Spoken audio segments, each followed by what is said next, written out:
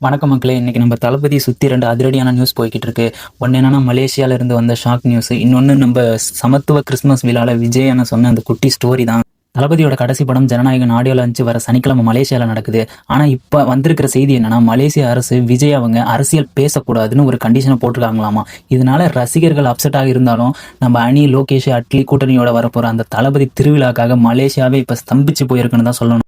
தளபதி சொன்ன அந்த குட்டி ஸ்டோரி என்ன ஒரு சர்ச்சையை ஏற்படுத்தியிருக்குன்னா, இப்போ திமுக கூட இருக்கிற மறைமுக கூட்டணிகளை தான் அவர் விமர்சித்து பேசியிருக்காரு அப்படின்னு இப்போ எல்லா அரசியல் வட்டாரங்கள்லையும் பேசிட்டு வந்துட்டு இருக்கிறாங்க.